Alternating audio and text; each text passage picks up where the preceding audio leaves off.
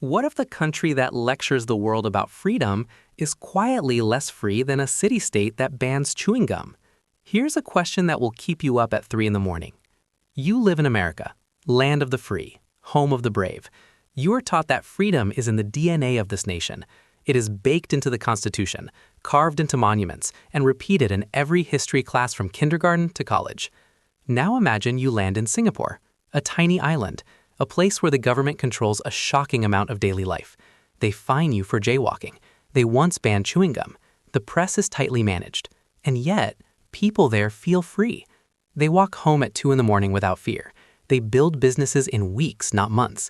They trust the system because the system actually works. So the real question is not whether America has freedoms written on paper.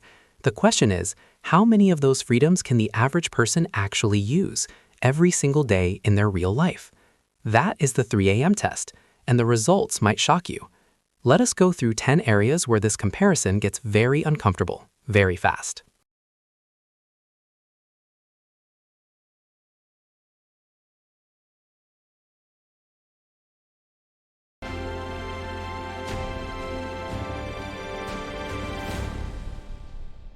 Point 1.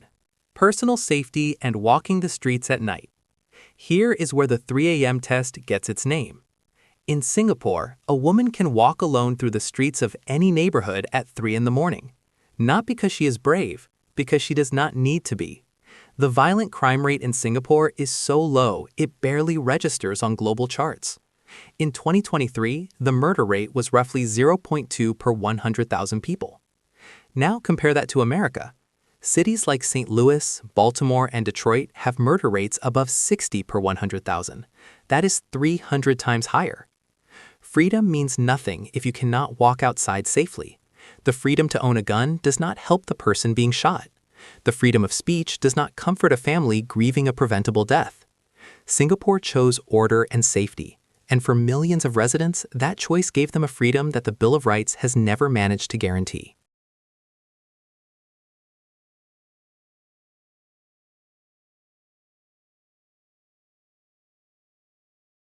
Point 2. Healthcare and medical freedom. Imagine this. You are 35 years old. You lose your job. You have a child with asthma. And overnight, you also lose your health insurance. In America, this is not a hypothetical. It happens to millions of people every single year. Medical debt is the #1 cause of personal bankruptcy in the United States.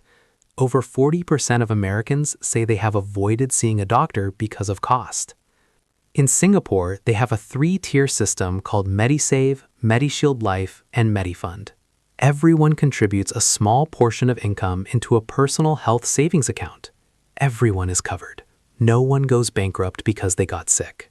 You can call that government control, or you can call it what it actually is: the freedom to get sick without losing everything you own.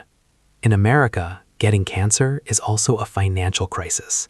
In Singapore, it is just a medical one. Point 3. Starting a business and economic freedom. Singapore is consistently ranked in the top 3 countries in the world for ease of doing business. You can register a company in Singapore in about 1 day, sometimes in a few hours online. In America, depending on your state, your industry, and your city, starting a business can involve dozens of permits, months of waiting, thousands of dollars in fees, and armies of lawyers just to make sure you are compliant before you even open your door. The World Bank and the Fraser Institute consistently rank Singapore at or near the very top for economic freedom. America ranks around 17th. 17th. The country that invented capitalism ranks 17th in economic freedom. Singapore, a place with strict social rules, beats America at free markets. If freedom means the ability to build something, earn something, and keep what you earn, Singapore has quietly left America behind.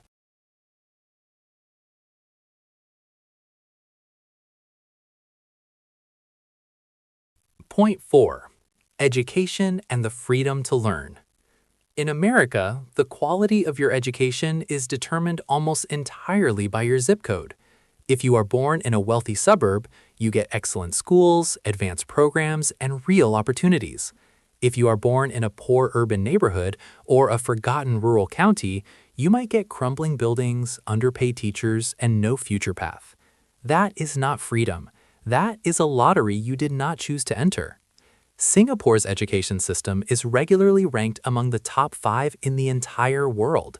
It is not perfect. It is intensely competitive and stressful, but every child, regardless of background, has access to a world-class foundation. The gap between the best and worst schools in Singapore is small. The gap in America is enormous. When the freedom to receive a decent education depends on which family you were lucky enough to be born into, that is not freedom. That is a caste system with better marketing. Point 5. Housing and the freedom to have a roof over your head. Over 600,000 people are homeless on any given night in the United States. American cities like Los Angeles, San Francisco, and New York have homeless populations in the tens of thousands. 10 cities exist blocks away from billion-dollar office towers. Singapore has nearly eliminated homelessness. Over 80% of Singaporeans live in government-built public housing called HDB flats. These are not the crumbling, dangerous housing projects Americans think of.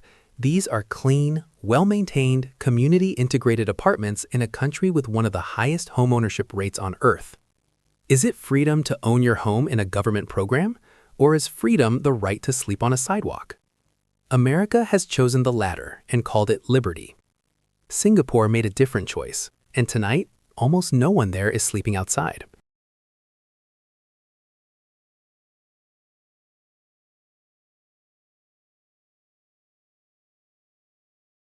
Point 6. Freedom from corruption. Corruption is a tax on freedom. Every bribe, every rigged contract, every politician selling votes takes something directly out of your pocket and out of your future.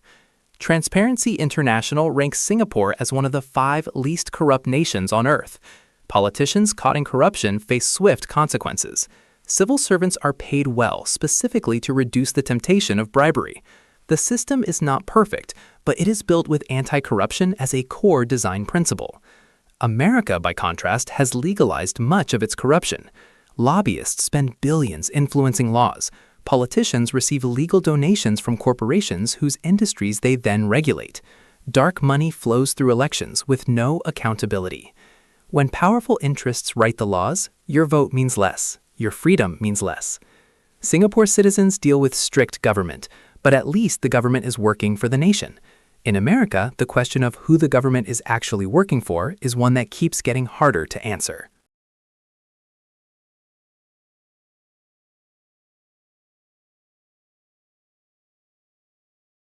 Point 7.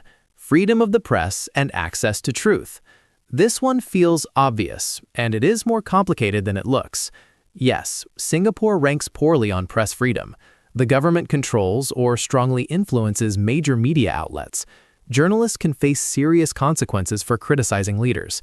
This is real. It is a genuine limitation on freedom. But here is the other side. American press freedom exists on paper. In practice, 6 corporations control over 90% of what Americans see and hear, not through government force, but through ownership. The result is media shaped by advertising revenue, corporate interests, and partisan loyalty rather than truth.